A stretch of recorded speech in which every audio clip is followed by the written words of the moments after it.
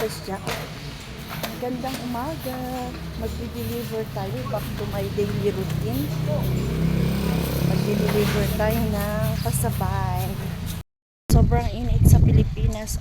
Alas 8 pa lang ng umaga. Tirik na ang araw. Masakit sa balat. Magdi-deliver ako sa bahay nila Peanut.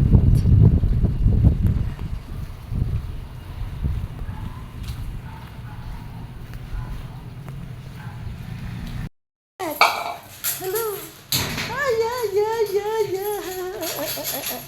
Hello. Morning. Morning, Peanut. Peanut. Peanut. Peanut, Peanut. Miss you. Miss you, Peanut. Kumain ka na, Peanut. Ayusin ko ang aking pangalawang deliver. Alas 10 po ng umaga. Maiwan ka, Chacha.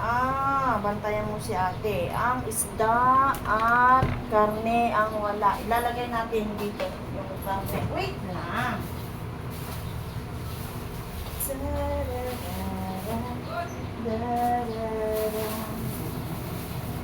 Asan ang hiniling? Hiniling. Tsaka manok. Ilagay natin sa gitna yung ano. Yan. Si ate, ha? Titignan niyo si ate, ha? Alis na si mama. Ha? Magdi-deliver si mama, ha? Abigat. Ito yung kanyang listahan. Samahan niyo po ulit ako.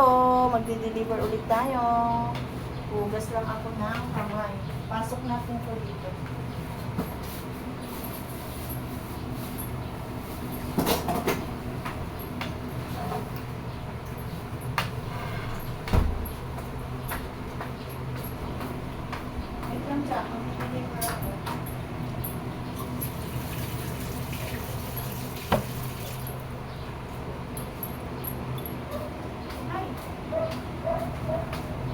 Asan yung payong ko? Kahapon. Mawawala. Ito ang payong ko. Magpayong tayo, mainit. Tara, samahan niyo po ako. Iwan natin yung ano.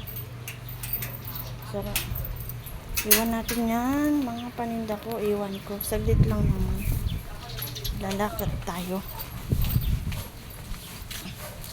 Ako mag-bike. Pwede na yung bike ko, kaya ayaw kong mag-bike.